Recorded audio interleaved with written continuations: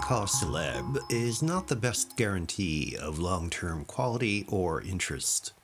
When director Richard Rush and producer Melvin Simon rallied the movie-going public to the Stunt Man because the studios didn't think it would interest audiences, the resulting support assured a sympathetic crowd. Nearly 40 years after that campaign, however, we have only the movie to go by.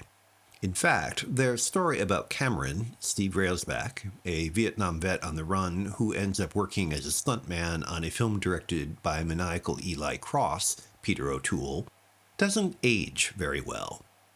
Inventive, breathless, it nonetheless starts to sputter about halfway through and never fully regains its zip. Set during a movie shoot, there is inevitably a great deal of posturing about reality and illusion, but aside from revealing a few tricks of the trade, The Stuntman is not really a film about filmmaking in the way, say, Day for Night or 8½ are. Instead, it centers on the not very attractive Cameron's efforts to stay alive and to grapple with the tyrannical, charming Cross. And unfortunately, we simply don't care whether or not Cameron gets caught by the police or if his life is endangered by the stunts he performs because he's such a tightly wrapped package played by an unappealing, inexpressive actor.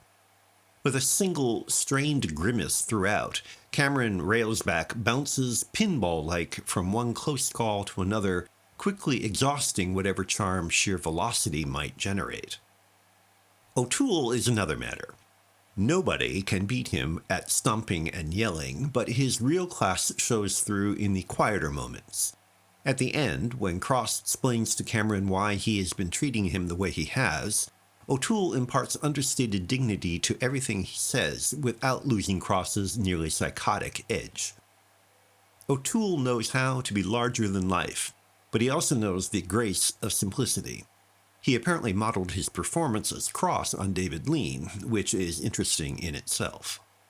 Rush and cinematographer Mario Tosi provide some flash, but their showiness can't overcome the repetitive gags.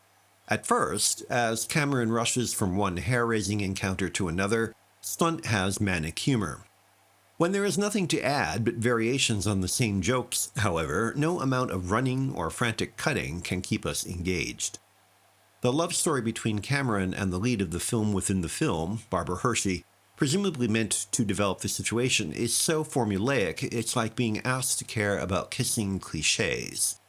Instead of compensating for the monotonous jokes, their scenes together add to the tedium. Inevitably, there is a climactic action sequence and a final shouting match between Cameron and Cross.